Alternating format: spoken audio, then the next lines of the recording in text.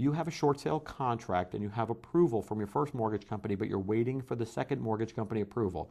In the meantime, you file Chapter 7 before the closing of the short sale. Sounds like a law school question.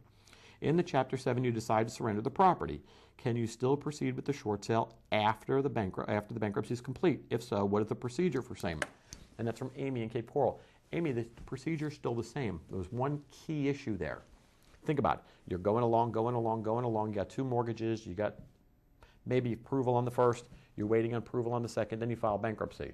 Huge, huge thing to do. Boom.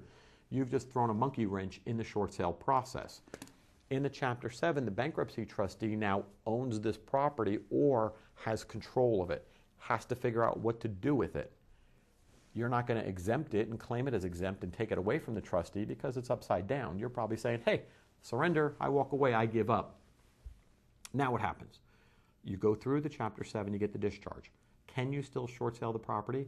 Well, if the bankruptcy trustee has abandoned the property, said, you know what, there's nothing in it for me, nothing in it for the creditors, it's all yours, Mr. Debtor.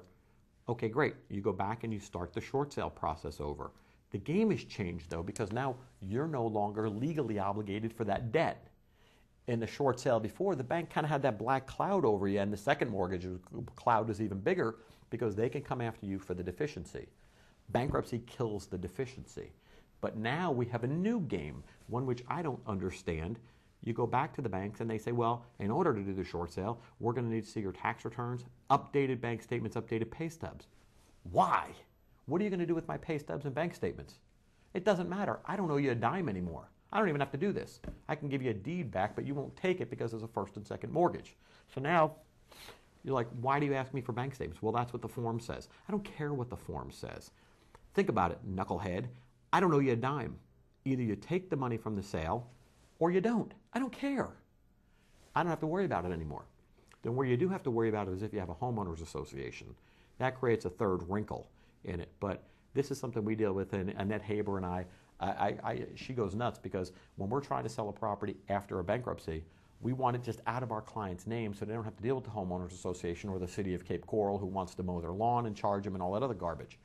So we're just trying to get the property out of their name, and then they're asking my clients for more updated bank statements. And I go to Annette, why in the world do they need this?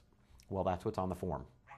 On the form, we don't have to pay them. We're not going to pay them a dime. They're only using that information to determine a deficiency. If we don't have to pay them, there's no deficiency.